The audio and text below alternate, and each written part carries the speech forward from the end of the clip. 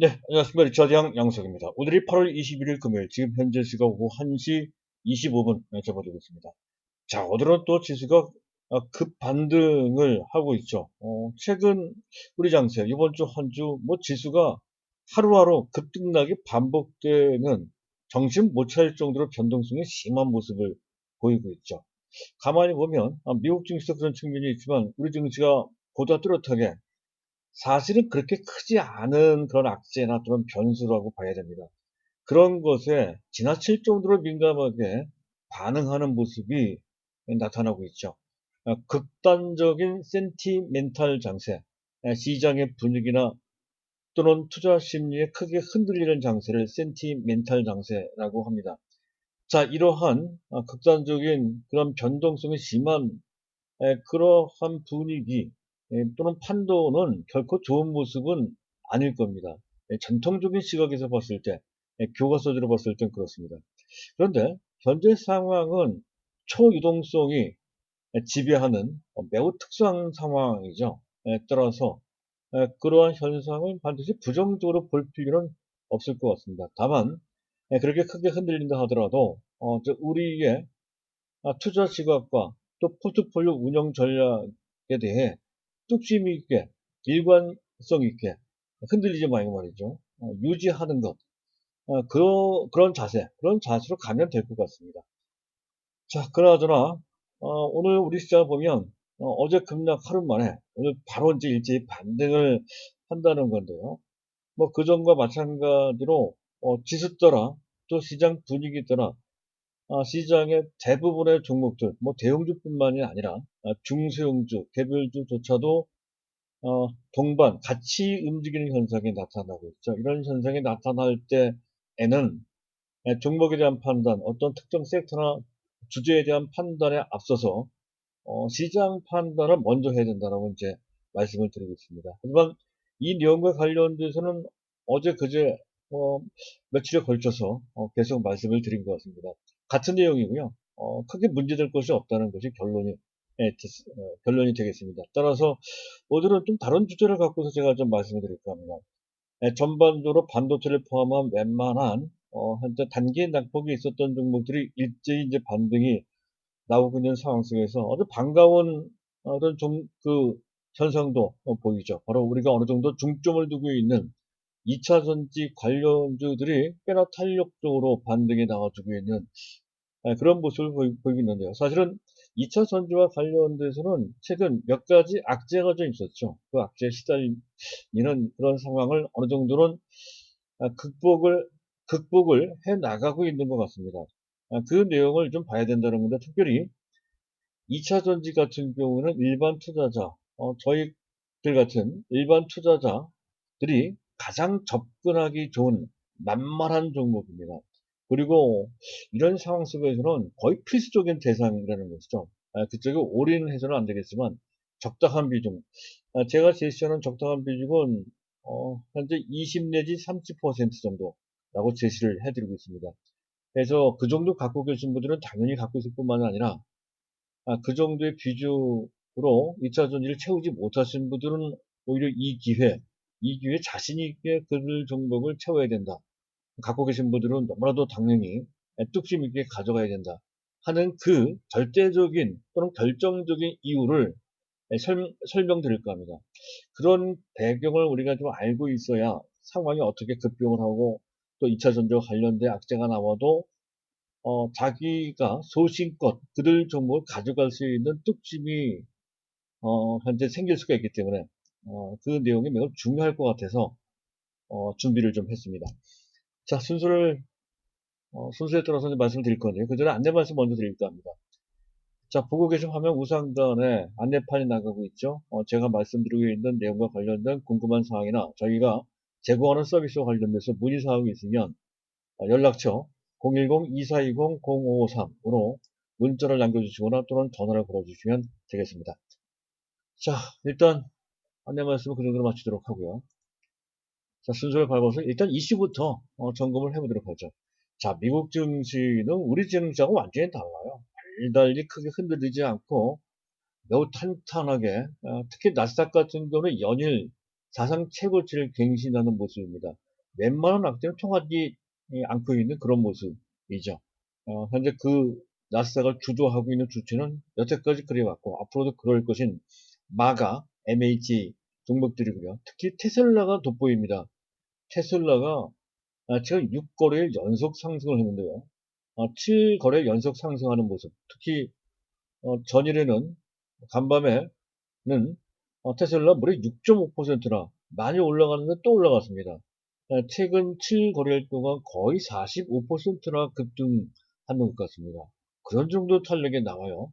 그냥 단순히 액면 분할을 한다는 정도의 호재인데 거기에 그렇게 미국 시장 참가자들이 아주 뜨겁게 반응을 하고 있습니다. 그것이 현재 시장의 특성을 보여준다는 것이죠. 자, 어쨌든 그렇고요. 미국 연준 악재가 있었고요. 어제 나왔던 악재죠. 그리고 아시아, 유럽 증시가 어제 상당히 약했습니다.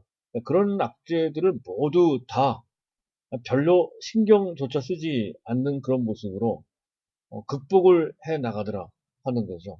미국 시장이 그렇습니다. 초유동성 장세이기 때문에 가능한 현상이다 이렇게 볼 수 있죠. 거기다가 4차 산업혁명과 비대면이라고 하는 엄청난 산업적 또는 문화적 사회적 트렌드가 진행되고 있기 때문에 또한 그렇다 할 수가 있겠습니다. 자, 그리고 이 얘기를 할까 싶은데요. 수익률 곡선이라고 하는 게 있습니다. 간단하게 제가 말씀드릴게요. 약간 좀 어려운 내용인데요. 그것을 좀 기대했다가 그게 안 나오니까 실망했다. 이게 악재가 됐다는 얘기인데요. 사실은 약간 이게 난센스입니다. 수익률 곡선 제어라고 하는 그런 정책은 국채 수익률을 인위적으로 조절한다는 내용이거든요. 사실은 그를 통해서 추가적인 유동성을 기대했다는 얘기가 된다는 건데 지금 그럴 필요가 있나요? 워낙 현재 지금 현재도 유동성이 많이 풀려 있는 상태이고 금리는 최저치 수준까지 내려가 있는 상태이며 미국 국채 금리는 상당히 낮은 상태에서 안정되어 있는 그런 상태입니다. 사실상 그게 불필요합니다. 그런 것을 악재로 삼을 이유가 거의 없다는 건데 다만 이런 것은 알 수 있죠. 별거 아닌 악재인데 기술적 조정이 약간 필요했던 터에 그것을 빌미 삼아서 조정을 받았고 자, 우리 증시 같은 경우에는 그런 악재가 조금 더 가변적인 측면이 있다. 아주 예민하게 반응했다. 이런 관점으로 보시면 될 것 같습니다. 자, 그런 정도로 일단은 뭐 가볍게 볼 내용 같아요. 그렇게 보시면 될 것 같고요.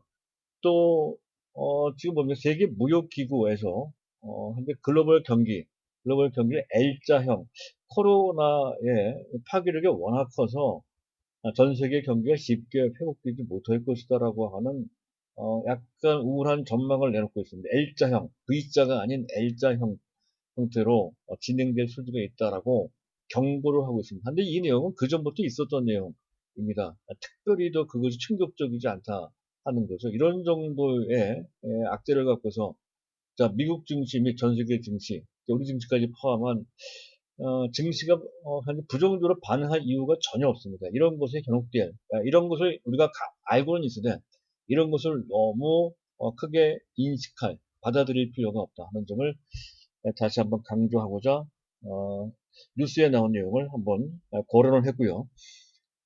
자, 다음은 이제 시장을 잠깐 보도록 하겠습니다. 뭐 금값이 1.2% 내려왔어요. 최근에 최고의 안전자산과 위험자산이 같이 올라가는 그런 현상을 보였다는 건데, 최근에 금값은 약간 내려오고 있습니다. 약간 신경 쓰이는 대목입니다. 달러 인덱스는 0.2% 내려왔어요. 오늘 우리 환율을 보면 1185원입니다. 안정돼 가고 있지 큰 문제 없는 그런 모습입니다. 얘기가 되고 있으니까 잠깐 보도록 하죠. 현재 보고 계신 화면에 우하단에 있는 길다란 일봉 차트가 원달러 환율의 일봉 차트입니다. 별반 큰 무리가 없죠. 전체적으로 이제 오른쪽 현재 길드라 동그라미 노란색 바탕에 이 동그라미 안을 보면 상당히 단계적으로 탄천히 원달러 환율이 내려오는 모습, 즉 현재 원화 가치가 조금씩 올라가는 그런 모습이 진행되고 있음을 알 수가 있습니다. 이 모습은 바람직한 모습이죠. 이런 모습. 자, 수급을 잠깐 보도록 하겠습니다. 어제 또 대규모로 우리 시장을 맹폭했던 외국인들이 하루 만에 입장을 바꿔서 이렇게 순매수로 전환하고 기관도 순매수했어요. 고무적인 것은 연기금이 22 거래일 동안 연속 한 달 넘게 매도했던 그들이 큰 폭은 아니지만 어쨌든 순매수로 전환이 됐다는 것이고, 상당히 발빠르게 움직이는 금융주도 어제 대규모 매도했던 그들이 또 오늘은 또 순매수하는 그런 모습으로 돌변을 했습니다. 이제 재빠르게 하는 거죠. 자, 그리고 또 선물도 대규모로 롱 포지션, 지수가 올라가는 쪽으로 배팅을 했다는 거죠. 외국인들은 삼각 순매수입니다. 지수 강세장에서 보통 보이는 모습인데, 최근에는 외국인들의 약발이 별로 안 통해서 그렇지, 사실상 이것은 지수로 봤을 때 상당히 긍정적인 모습입니다. 그런데 조금은 약간 의미를 둘 필요가 있어요. 즉, 이 얘기는 시간이 진행되면, 시간이 지나가면 지나갈수록, 특히 연말이 다가오면 다가올수록 외국인들의 파워가 더 세진다는 거죠. 그럴 때, 그렇게 되면 전통 산업주, 시장으로 본다면 닭보다는 코스피가 조금 더 유리할 가능성이 있다는 거죠. 이런 판도상의 변화를 어느 정도 시사하는 외국인들의 지금 스탠스, 그들의 어떤 수급과 관련된 그런 자세를 어, 볼 수가 있다는 것이죠. 일단 시장으로 봤을 때 그 정도까지 우리가 알아둘 필요가 있겠다 하는 그런 관점이고요. 자, 거기까지 뭐 현재 시장 잠깐 좀 봐서 베이시스 잠깐 보도록 하죠. 베이시스가 플러스 0.2 나왔어요. 현재 약간 미약하지만 그래도 컨텐츠로 전환이 됐습니다. 지수로 봤을 때는 나쁠 게 없다는 것이죠. 그래서 시장이 상당히 안정화됐다는 것을 어느 정도는 현재 보여주고 있습니다. 따라서 이것만 보더라도 현재 상황에서 코로나가 뭐 오늘 확진자가 300명이 넘어왔던 소식이 전해졌지만 그런 것에 휘둘릴 필요가 전혀 없다는 것을 보여준다고 할 수가 있겠습니다. 자, 일단 시장까지 봤고요. 시장 특징까지 한번 짚어보도록 하죠. 빠르게 진행을 좀 해보도록 하겠습니다. 자, 자막에 나와 있는 것처럼 국내 코로나 확산에 대한 내성, 어느 정도 적응이 좀 돼가고 있는 상황이라는 것이죠. 자, 오늘 뭐 오전 중에 발표가 됐습니다만은 확진자가 뭐 갑자기 또 더 늘었어요. 갑자기 아니고요. 324명. 결국에는 300명대를 돌파하는 그러한 상황. 사실 이런 내용을 심각하게 볼 수도 있는 상황이죠. 그래서 300명이라고는 심리적 저항선까지 뚫고 올라가는 상황이라면 굉장히 충격적일 수 있다는 건데, 그게 만약에 그 심각한 악재라고 한다면 어제 하락한 끝에 오늘 추가적으로 또 하락을 해야 되지만, 결과는 전혀 반대죠. 전혀 반대입니다.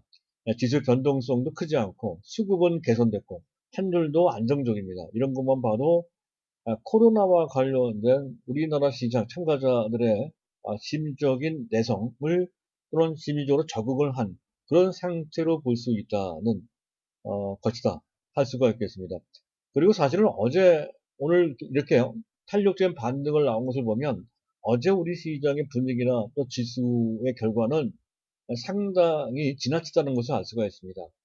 코로나라는 악재에다가 미국 연준과 관련된 악재, 또 나스닥 선물도 장중에 안 좋았거든요. 또 반도체 악재까지 겹쳤고요. 어제는 제가 설명 안 드렸습니다만 사실 파생 상품과 관련돼서 현재 외국계 단기 매매 세력들이 시장을 좀 흔든 측면도 좀 있습니다. 파생 상품 변동성이라고 하는 건데요. 이런 것이 동시에 작용이 되면서 필요 이상으로 변동성이 증폭됐다. 그 리스크의 크기보다 시장에 더 크게 마이너스적으로 작용됐다는 것이죠. 이런 때 많이들 흔들립니다. 절대 흔들리지 말자라고 제가 말씀드리는 이유가 바로 여기에 있었던 거고요. 자, 오늘 숫자를 보면 코스닥보다는 코스피가 조금 더 탄력적입니다. 그것은 코스닥이 그만큼 심리적 가변성이 크다는 것을 뜻하기도 하지만 앞서 말씀드렸던 것처럼 하반기 양시장의 선도권, 주도권을 놓고 볼 때 코스닥보다는 코스피가 조금 더 유리할 소지가 높다. 이런 관점. 현재 바이오주가 상대적으로 약간 탄력에 떨어질 소지가 좀 있습니다. 그런 것까지 염두에 두면서 현재 코스피에 어느 정도 초점을 좀 맞춰줄 필요가 있겠다 하는 건데 엄밀하게 구비를 할 필요까지는 없습니다. 전체적으로 대세적으로 봤을 때 그렇다 하는 정도의 윤곽만 잡아 주시면 된다는 것이죠. 자, 일단 그런 정도고요. 앞서 말씀드렸던 것처럼 시간인 것처럼 여태까지는 동학 개미라고 하는 일반 개인들이 시장을 완전히 주도하는 그런 장세였었지만 향후에는 좀 달라질 소지가 있다는 거죠. 외국인 기관의 영향력이 좀 커지는 상황에 나올 수 있다 하는 관점으로 포맷을 해야 된다는 것이죠. 시장에 대해서. 자, 그리고 오늘 SK 하이닉스가 웬만큼 탄력이 나와줬죠. 그나마 다행입니다. 6%나 반등합니다. 그래서 시총 2위를 일단은 가볍게 탈환을 그것도 하루 만에 했습니다. 이것은 삼성전자한테도 도움이 되는 그런 현상이죠. SK 하이닉스가 하루 만에 다시 시총 2위를 탈환하면서 반도체의 어떤 가능성 을 이제 보여줬습니다. 사실은 반도체만 따진다라고 했을 때 단기적인 특히 3분기, 4분기 실적 전망은 그렇게 밝지가 않죠. 예, 그 점은 삼성전자한테도 불리하게 작용될 텐데 어쨌든 그러한 단기적인 악재까지를 현재 지금 받고 극복을 하면서 반등이 나와주는 것으로 금년 3분기, 4분기가 문제가 아니라 내년을 보자는 그런 관점으로 어느 정도는 그 가닥이 잡혀나가는 듯한 느낌마저도 좀 듭니다. 그렇다면 매우 바람직한 그런 현상이죠. 어찌됐든 그렇고요. 그리고 현재 오늘 시국을 보면 외국인들이 삼성전자를 곧잘 매수한다는 것을 볼 수가 있습니다. 현재 보고 계신 화면에 우상단에 있는 차트가 삼성전자에 대한 외국인 매수 동향을 보여주는 막대 그래프인데요. 빨간 선이 있는 것이 이제 매수한다는 거거든요. 순매수. 제법 그게 커요. 지금 현재 삼성전자를 외국인이 매수하듯이 삼성전자를 안 갖고 계신 분들은 지금쯤 삼성전자의 비중을 적당히 늘려주거나 안 갖고 계시면 신규로 매수할 필요가 있다는 것을 앞서 얘기했던 그런 것과 같이 맥락을 생각하셔서 타이밍을 잡아볼 필요가 있다는 거죠. 최근에 많이 빠졌기 때문에 아주 좋은 타이밍이다 이렇게 판단이 되고 기존 갖고 계신 분들은 뭐 그 정도 비중을 계속 유지하는 정도로만 보시면 될 것 같고요. 자, 일단 그 정도. 그리고 재미있는 현상은 어제 제가 말씀드렸었죠. 유나이티드 대학은 그 회사, 그 업체 자체는 매우 탄탄한 정석적인 투자 대상이지만 시세 자체는 매우 투기적이다. 물론 코로나 치료제와 관련된 의미 있는 치료제라고 인정되긴 하지만 시세 자체는 매우 불량한 시세이므로 또 두 번 연상학과 나왔으니까 팔아줘야 된다. 이런 관점 말씀드렸는데 마치 그것을 보여주듯이 오늘 대급락을 합니다. 절대 그러한 투기적인 시세에 현혹돼서는 안 된다고 말씀드렸는데요. 현재 이건 시장 전체적으로 봤을 때에도 매우 긍정적인 현상입니다. 투기적인 시세가 꺾여야 그 시장이 건전해지는 것이거든요. 어제는 상당히 상황이 안 좋았기 때문에 이제 불량 시세가 팔을 쳤다 하는 것이고 불량 시세가 꺾인다는 얘기는 그만큼 시장이 건전해졌다. 이런 관점으로 볼 수 있어서 그래서 시장 전체와 연관시켜서 말씀을 드리는 거고요. 자, 그리고 뭐 일일 종목뿐만이 아니죠. 엑시스바이오 또 젠키룩스 같은 종목들 뭐 차트까지는 안 보겠습니다. 분위기가 안정화 내지 정상화되고 있는 일단을 보여주고 있는 것이다 하는 그런 현상 정도로만 보시면 되고요. 자, 시장 전체가 다 같이 올라오는 상황입니다만 특히 코스피가 상당히 좋습니다. 근데 그 중에서도 눈에 띄는 종목들이 있죠. 뭐 LG전자, 뭐 LG전자나 LG 뭡니까? LG 디스플레이마저도 꽤나 많이 올라가요. 이거는 우리가 LG전자나 LG 디스플레이를 하자는 얘기는 아니고요. 삼성전자한테도 도움이 되죠. 삼성전자의 소비자 가전 부분, 영문으로 할 때 CE, 알파벳으로 할 때 CE 부분이라고 합니다. CE. 현재 삼성전자 전체 매출 중에서 CE 부분, 현재 소비자 가전 부분이 차지하는 매출 비중이나 또는 영업이익 기여도는 10%가 채 안 됩니다. 영업이익 기여도는 거의 5% 내지 7% 정도밖에 안 되죠. 그렇긴 하더라도, 현재 지금 LG전자가 이른바 언택트와 관련돼서 집콕이라고 또 얘기를 해요. 최근 들어서는. 집에 콕 처박힌다는 뜻이죠. 그래서 TV나 또 냉장고 등 현재 그 가전 수요가 상당히 많이 늘고 있다고 합니다. 그래서 LG전자 실적이 상당히 좋아진다는 그런 개념으로 부각되는 거거든요. 삼성전자도 있잖아요. 삼성전자도 거기에 상당히 관련이 돼 있죠. 그래서 삼성전자한테도 뭐 부분적이나마 호재가 된다 하는 정도로만 인식하고요. 그렇다고 해서 LG전자를 한다든가 뭐 그럴 필요까지는 없을 것 같습니다. 그냥 삼성전자로 그냥 일로 매진하는 게 더 바람직하다. 장기적 관점에서 더욱더 그렇고요. 자, 여기까지입니다. 특징까지를 살펴드렸고, 자, 2차전지 관련 주들도 어느 정도는 뭐 나와주고 있죠. 삼성 SDI. 충분히 만족스럽지는 않습니다. 근데 그래도 LG화학이 조금 더 나아요. 이 부분과 관련된 차이에 대해서는 제가 말씀을 드린 바 있었죠. 두 완제품, 2차전지 완제품을 만드는 두 업체 중에 한 종목을 지금 만약에 선택을 한다면 LG화학이 조금 더 유리하다, 이런 관점으로 설명을 드린 바 있습니다. 그런 그 시세가 현재 보여주고 있다. 그런 점을 시세가 현재 보여주고 있다, 이렇게 이해를 하시면 된다는 건데, 자, 이들 종목뿐만이 아니라 제가 강조드렸던 SKC, 또 첨보, 또 대검 마그네틱스 같은 에코프로 BM, 이런 종목들도 꽤나 탄력 들어올라. 물론 뭐 반도체 관련주도 상당히 좋아요. 동진쌤이 때 제가 강조드렸던 종목이죠. 약점이 있다고 설명을 드렸습니다. 이런 종목이구나. 테슬라는 아직 약간 미진하네요. 그런 종목들. 자, 어쨌든 또 SNS텍 이런 종목들이 이제 올라오고 있는데요. 자, 그 중에서 제가 설명드릴 종목들은 SKC나 일진머티리얼스, 포스코 케미칼, 또 첨보, 대검 마그네틱스, 또 하나 더 있다고 한다면 나노신소재 같은 2차 전지와 관련된 종목들이 급등하고 있다, 급반등하고 있는 것과 관련돼서 저는 이렇게 말씀을 드립니다. 일반 개인들이 현재 우리 시장에서 특히 미국의 MHA와 관련돼서 4차 산업혁명이나 그런 비대면과 관련된 거대한 트렌드 변화와 관련돼서 포커스를 맞춘다, 즉 포트폴리오에 핵심 종목으로 갖다 놓는다 라고 했을 때 가장 만만한 종목이 바이오가 아니고요, 2차 전지입니다. 2차 전지 쪽에 초점을 맞추는 게 훨씬 바람직하다는 것이죠. 그 점을 강조드리기 위해서 준비한 내용이 되겠습니다. 최근에 2차 전지 관련주들은 여러 가지 악재에 시달린 바 있었죠. 그래서 LG화학이나 SKC나 기타 다른 2차 전지 관련주들도 최근 약간의 정도의 차이 있지만 좀 심할 정도로 깊은 조정을 좀 받은 바 있습니다. 악재들이 있었단 말이에요. 어떤 악재가 있었는지 자막까지 제가 올려놓고요, 말씀드릴까 합니다. 이런 악재죠. 테슬라 배터리데이가 9월 22일 날 있습니다. 그래서 테슬라와 더불어 중국의 CATL과 같이 협력해서 최첨단 신기술을 발표할 것이다. 깜짝 놀랄만한 신기술을 발표할 것이다. 라는 소문이 돌았고요. 부담이 되죠. 우리 같은 한국산 배터리사 입장에서 부담이 됩니다.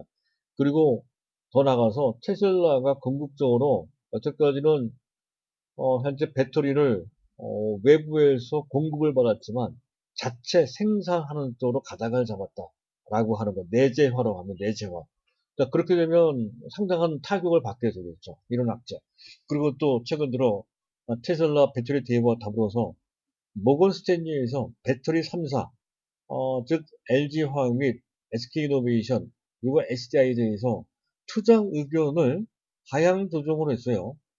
특히 삼성 S사에는 현재 주가가 45만 원대입니다. 인데도 불구하고 목표 주가를 40만 원입니다. 40만 원으로 대폭 하향을 하는 그런 의견을 제시까지 했습니다. 상당히 부담이 되죠. 세계적인 투자은행인 모건 스탠리에서 나온 얘기입니다. 그리고 실제 그런 얘기가 없더라도 실적 대비 현재 주가는 상당히 과도하게 상승한 편이죠. 특히 LG화학도 삼성 S사도 더 나아가서 SK이노베이션도 순수 배터리 분야, 전기차용 배터리 분야에서는 여전히 흑자를 잘 내지 못하는 그런 상태이거든요. 아직까지도 흑자 베이스에 안착하지 못한 상태입니다. 순수한 전기차용 배터리에서는요. 그런데도 불구하고 그것을 중심으로 해서 많이 올라갔단 말이죠. 그래서 밸류에이션은 뭐 측정할 수 없을 정도로 상당히 높습니다. PER, 제가 말씀드렸던 SKC조차도 PER이 지금 50배가 넘어가는, 50배 정도 되네요. 50배 정도 되는 그런 상태입니다. 상당히 높죠. 그래서 이런 것 등이 문제가 또 테슬라도 고평가되어 있다는 얘기가 계속 나오고 있단 말이죠. 또 최근 들어서는 또 외국인 기관이 계속 또 매물을 내놓기도 했었습니다. 그래서 그들이 이제 많이 빠졌다는 건데, 그럼에도 불구하고 제가 강조드리고자 하는 것은 필수 보유, 반드시 현재 갖고 계신 물량 그대로 보유하시고, 그리고 오히려 물량이 부족하신 분들은 매수해야 된다는 건데 제일 만만하다는 것이죠. 그 이유가 뭐냐 하는 건데요. 일단 앞서 말씀드렸던 것처럼 4차 산업혁명이나 비대면이라고 하는, 이거는 그레이트 트레인입니다. 어마어마한 대변화라는 거죠. 혁명적 대변화. 라는 것에 대해서는 뭐 다시 강조드릴 필요가 없겠죠. 그런 변화에 부합된다는 거죠. 미국에서는 MHA가 이제 거기에 중심이 있고, 우리나라에서는 BBIG입니다. BBIG. BBIG는 뭐예요? 바이오, 배터리, 인터넷, 게임이란 말이죠. 이들 종목이 우리 시장을 주도하고 있고, 트렌드를 선도하고 있는 그런 상태입니다. 이것은 우리나라 주식시장 내에서의 문제뿐만 아니라 산업적인 측면에서도 또한 마찬가지죠. 신규 산업이 부각되고 있는 그런 상황입니다. 그 트렌드에 맞는 그런 분야 중에 하나가 핵심 분야 중에 하나가 바로 배터리라는 것이죠. 2차 전지. 자, 그런 측면. 그리고 제가 보다 강조드리고 싶은 것은 바로 이거예요. BBI주가 BBI 중에서도 그러니까 아까 얘기한 바이오나 또는 인터넷이나 그런 게임주나 이런 것에 비해서도 지금 2차 전지가 조금 더 우리한테는 선택하기가 쉽다 또는 중요하다. 이 내용이 더욱더 필요하실 것 같습니다. 지금 일단 바이오만, 같은 경쟁 대상을 할 수 있는 바이오만 하더라도, 일단 내용은 앞으로 바이오가 중요하다는 건 누구든지 다 알죠. 그게 중요하지 않다는 얘기가 아니라, 우리나라 시장을 보면 바이오주들이 너무 많습니다. 웬만한 종목들은 바이오와 다 연관되어 있거든요. 제가 다 카운트를 못했지만, 적어도 200개, 한 250개 내지 거의 300개 가까울 정도로 바이오와 연관된 종목들이, 상당히 많이, 그, 만들어지고 있는 상태입니다. 너무 많은 종목들이 현재 있다는 것이죠. 그리고 그들 종목 하나하나가 실적이 다 뒷받침되는 것도 아니고, 또 그들 종목 주가가 너무 변동성이 크면, 또 장기적으로 봤을 때 과연 그들이 신약 개발을 하고, 또 현재 하고 있는 한 사업과 관련돼서 상당한 실적을 낼 것인지에 대한 신뢰성을 갖기가 상당히 어렵다는 거죠. 분위기 때문에 많이 올라가긴 했지만, 지금 그들 종목 끝까지 신뢰하기가 상당히 곤란하다는 것이죠. 일단 기본적으로 종목이 너무 많아서 종목 선택하는 게 굉장히 어렵습니다. 그리고 같은 종목이라 하더라도 주가 변동성이 심하고 또 판단하기도 상당히 지수와 연동되는 것도 상당히 그 관계성이 떨어지죠. 그래서 매매 판단하기 상당히 어렵습니다. 그래서 바이오는 삼성바이오로직스나 기타 내가 알 수 있는 뚜렷한 그런 종목을 국한시켜서 보는 게 낫다는 것이고, 대안이 있을 때는 더욱더 굳이 바이오를 할 필요가 없다는 건데, 그 대안이 바로 한 2차 전지라는 것이죠. 그래서 더 그렇고요. 그리고 인터넷 관련주, 예를 들어서 네이버나 카카오는 종목 수가 몇 개 안 되며, 또한 그들 종목 고가주들입니다. 그래서 일반 개인들이 접근하는 상당히 나쁘죠. 일반 개인의 수요를 충족할 수 있는 그런 그릇이 좀 작습니다. 그릇이 너무 작다 하는 거죠. 종목수 너무 작고 그리고 고가주기 때문에 그렇습니다. 일반인들의 대인들의 수요를 담기가 너무 좁다 이런 관점이고요. 게임주는 흥행과 관련된 가변성이 높고, 그런 게임과 관련돼서는 너무 많은 게임들이 난무하기 때문에, 현재 그 게임이 뭔지, 어떤 의미를 갖고 있는지, 이걸 잘 모릅니다. 상당히 이해하기가 좀 어렵다는 것이죠. 또, 단기적으로, 중기적으로는 어떨지 모르겠지만, 장기적으로 계속, 그런 인기를 구가할 것인지에 대한 불확실성도 내재되어 있단 말이죠. 게임도 사실은 좀 애매하거나 좀 어려운 측면이 있습니다. 그래서 가장 적당한 대상은 2차 전지라는 건데, 일단 2차 전지에 속해 있는 종목군들이 몇 개 안 되죠. 몇 개보다는 한 20개, 20개에 서로 많아봐야 2차 전지와 관련된 완제품을 만드는 회사는 일단 3개밖에 안 되고요. 소재나 부품을 만드는 회사를 다 합쳐봐야 2, 30개 정도밖에 되지 않는다는 적당한 수치입니다. 그리고 또 한 가지 중요한 것은, 자, 이들 종목은 같이 움직입니다. 같이. 가령 바이오 같은 경우는 서로 따로따로 움직이죠. 근데 이들 2차 전지들은 거의 같이 움직입니다. 지수 따라 같이 움직이고, 또 현재 같은 분위기에서 거의 모든 종목들이 비슷하게 오르고 내리고 이렇게 됩니다. 지수 따라 움직이기도 하고요. 그러니까 이 종목에 대한 매매 판단하기가 상당히 쉽죠. 현재 이 종목이 아니면 이 종목 선택할 수 있으니 그 섹터 안에 대안도 있고 말이죠. 판단하기 쉽고 대안도 있고 또 물량도 풍부합니다.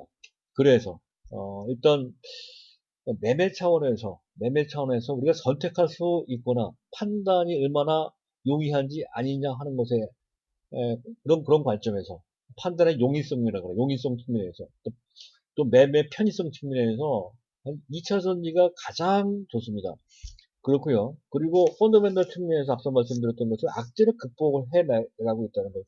가령 테슬라가 셀, 즉 2차 전지 자체, 2차 전지를 실제 자체적으로 개발하고, 그리고 그것을 생산까지 한다 하는 것과 관련된 그 셀, 그 2차 전지를 개발 생산 내재화라고 하거든요. 이것과 관련돼서는 뭐 하긴 하겠죠. 하지만 지금 당장은 못합니다. 그만한 기술력 기반이 없는 데다가 지금 당장은 시장이 워낙에 빠르게 성장을 하고 있기 때문에 그렇게 기술력 개발에 진력을 다할 필요가 전혀 없죠. 그렇게 처집니다. 지금 당장은 시장을 선점하는 것이 우선이거든요. 따라서 생산 캐파를 늘리는 것이 가장 급선무입니다. 그러기 위해서는 2차 전지, 특히 한국의 2차 전지 가장 강하죠. 우리나라 2차 전지 등 또는 이제 일본의 파나소닉이나 이런 데하고 협력할 수밖에, 그쪽에서 공급을 받을 수밖에 없는 현재 구조를 갖고 있다는 또는 그런 단계에 있다는 것이죠. 그래서 테슬라의 셀 내재화 관련된 우려는 앞으로 5년 후에 뭐 그런 문제가 될지언정 적어도 향후 1, 2년 내에 그런 문제가 발생될 우려는 거의 제로다 이렇게 보시면 됩니다. 그리고 현재 어딘가 CATL이나 또는 현재 테슬라 그 자체에서 첨단 신기술을 개발한다 하는 것과 관련돼서도 지금 뭐 전고체 배터리도 비슷한 겁니다. 지금 당장은 안 됩니다. 현재 뭐 CATL이 100마일 배터리 뭐 개발한다는 소리도 있었는데요. 그 얘기는 먼 미래의 얘기입니다. 지금 당장 그렇게 그런 것이 상용화된다는 것은 불가능하다는 것이죠. 그래서 이 문제도 아니거든요. 그리고 고평가와 관련된 이거 약간 좀 어려울 수 있는데요. PER을 알고 계시죠? PER을 알고 계실 겁니다. 그 PER이 워낙 높으니까 약 한 20년 전에 나온 평가 기준인데요. 그것을 성장률, 연간 성장률 CAGR이라고 그래요. 연간 성장률로 나눕니다. 그 페그라고 합니다. 페그. 페그 관점에서 봤을 때 현재 모거스는 이렇게 지적을 하는 거죠. 지금 현재 2차 전지들의 PER 수익이 50배 내지 심지어는 100배 되는 종목들이 있는데 그것을 성장률 한 24% 정도로 나눠봤더니 그 페그가 2배 내지 3배, 심지어 4배까지 나오더라. 이건 너무 지나치다. 적정한 수준은 1배, 1배 내지 2배 정도 수준이어야 되는데 지금 현재 주가는 그것을 훨씬 능가하게 많이 올라갔다. 이렇게 지적을 하는 거예요. 걔네들이 얘기하는 게. 현재 PER을 갖다가 연간 성장률 24%에서 퍼센티지를 떼어주고 24로 나눠준다는 개념이 됩니다. 그래서 2, 3배 된다는 뜻인데 이거는 조금 너무 보수적인 한대 시각입니다. 이 전기차 시장이 그런 정도로 24%뭐 물론 빠르긴 하지만 이 정도로 성장하지 않는다면 더 빠르게 이거보다 거의 2배 정도 수준 성장할 가능성이 상당히 큽니다. 왜냐하면 지금부터는 누가 빨리 이 시장을 선점하느냐의 게임의 시장으로 돌입을 했기 때문에 그렇다는 것이고 또 한 가지는 LG화학에서 그것을 보여주고 있고 또 테슬라에서 보여주고 있듯이 일단 금년이 현재 전기차 완제품이든 또는 2차 전지 완제품이든 그 생산업체들이 드디어 BEP 손익분기점입니다. 이익을 낼 수 있는 그런 상태가 되는 원론이기 때문에 그렇습니다. 금년부터 한채 흑자 베이스로 들어가기 시작을 했다는 거죠. 그러니까 지금부터 생산할수록 돈이 된단 말이에요. 그러니까 생산의 캐파를 밀 수밖에 없죠. 그리고 또 세계 각국의 정부에서는 아주 적극적으로 또 아주 경쟁적으로 보조금을 지급하는 등 적극적인 전기차 산업 육성책을 내놓고 있는 상태. 우리나라도 마찬가지고 가장 열심히 하는 데가 물론 중국이지만 유럽도 만만치 않거나 오히려 최근으로 더 강하게 한 전기차를 육성하고 있습니다. 독일도 프랑스 다 마찬가지입니다. EU 28개국 중 보조금을 확대하거나 새로 만든 국가가 20개국이나 됩니다. 그런 정도로 적극적으로 전기차를 육성하는 그런 상태이거든요. BEP를 넘은 상태에서 또 현 시장을 선점을 해야 되는 그런 상태이며 테슬라 외에 현대차 및 GM이나 또는 BMW 또는 폭스바겐 등등 GM도 마찬가지고 서로 경쟁적으로 생산을 해야 되는 그런 상황이라 했을 때 시장이 폭발하는 것은 너무나 당연한 것이죠. 따라서 연간 24% 성장한다는 건 매우 보수적인 고루한 그런 전망입니다. 적어도 40% 내지 50%씩 그것도 향후 5년 내내 그렇게 성장할 소지가 대단히 큽니다. 연간 단위로 봐서 2배 성장할 수도 있습니다. 그런 정도로 폭발할 수 있다는 것이죠. 따라서 그 분모에 들어가 있는 24% 있잖아요. 24로 나눠주면 안 되고 한 40이나 50으로 나눠줘야 된다. 그랬을 때 PEG, 패그는 1배 내지 2배 정도 됩니다. 즉 그런 정도로 빠르게 성장을 한다면 지금 현재의 고 PER은 충분히 정당화되고도 남는다라고 하는 얘기입니다. 오히려 모자릅니다. 오히려 그런 관점이라는 거죠.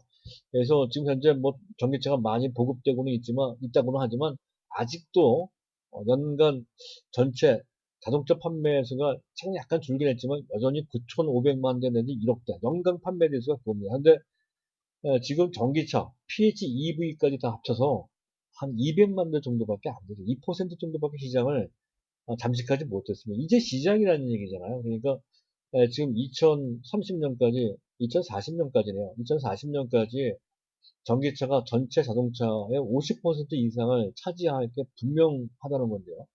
그렇다고 한다면 초창기 한 5년 정도는 굉장히 빠른 속도로 시장이 확대될 것이라는 것은 불을 보듯 뻔하다. 확실하다. 이렇게 볼 수가 있다는 것이죠. 아마도 대중화된다라고 하는 개념의 기준이 되는 판매 대수가 1,000만 대입니다. 전체 시장 10% 정도 되는 것이죠. 그 정도까지 가는데 지금 한 200만 대이지만 불과 한 2년 정도, 불과 2년 정도밖에 안 걸릴 것 같습니다. 그런 관점에서 본다면 현재 2차 전지가 왜 이렇게 부각되는지, 왜 고포인데도 불구하고 이렇게 왜 테슬라가 뜨고 하는지를 충분히 알 수가 있다는 것이죠. 자, 그런 관점에서 본다면 2차 전지를 건넬 필요가 전혀 없죠. 그전에 제가 2차 전지와 관련돼서 적정 투자 비중을 20 내지 30% 정도로 얘기했습니다. 다른 반도체도 있고 여러 가지 다른 좋은 종목도 있기 때문에 이렇게 말씀드린 거고, 이와 관련돼서 조금 소신을 갖고 자기 나름대로 판단과 그 소신을 통해서 의미를 부여하시는 분이 있다고 하면 약간 그것을 비중을 조금 높이는 것도 뭐 가능할 것 같습니다. 거기까지 인정을 제가 할 수 있겠습니다.